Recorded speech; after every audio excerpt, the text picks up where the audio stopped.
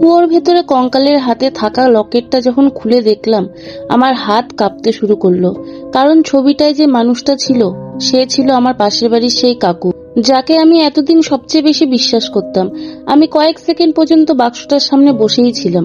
মনে হচ্ছিল মাথার ভেতর সবকিছু ঘুরছে। লকেটের ছবিটা আবার দেখলাম। হ্যাঁ, ভুল হওয়ার কোনো সুযোগই নেই। ছবিতে স্পষ্ট সেই কাকুর মুখ। আমার বুকের ভেতরটা কেঁপে উঠল। মানে কি, মায়ার মৃত্যুর সাথে কাকুর কোনো সম্পর্ক আছে?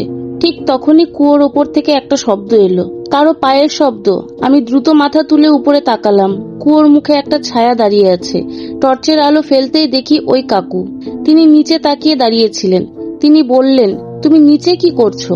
আমি একটা বাক্স পেয়েছি কাকু। কাকুর মুখটা এক মুহূর্তে বদলে গেল। তিনি তাড়াতাড়ি বললেন, উপরে উঠে এসো। আমি ধীরে ধীরে দড়ি ধরে উপরে উঠে আসলাম। কিন্তু ওঠার সময় আমার মাথায় একটা প্রশ্নই ঘুরছিল, কাকু এত ভয় পাচ্ছে কেন? আমি কুয়োর মুখে পৌঁছালাম। কাকু আমার হাত ধরে আমাকে টেনে তুললেন। তারপর তিনি দ্রুত কুয়োর ভেতরে তাকালেন। তার চোখে তখন স্পষ্ট ভয়। আমি বললাম, কাকু ওই কঙ্কালটা কার? আমি কথা শেষ করার আগেই তিনি আমার হাত চেপে ধরলেন।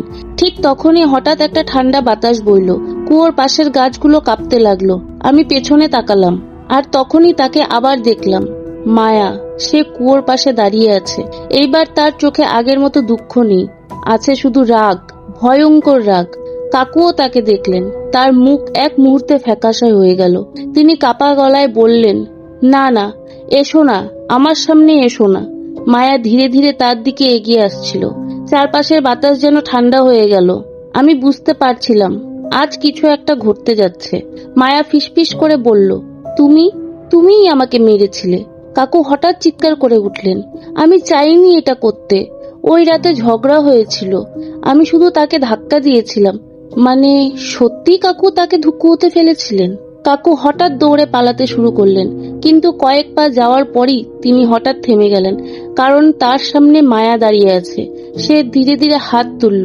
ঠিক তখনই কাকু পিছিয়ে যেতে গিয়ে পা পিছলে পড়ে গেলেন, আর সরাসরি কুয়োর ভেতরে পড়ে গেলেন।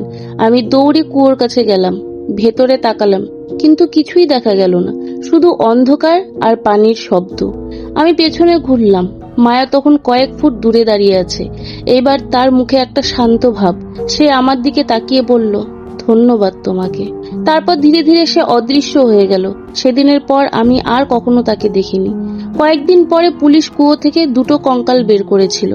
একটা ছিল মায়ার, আর একটা ছিল সেই কাকুর।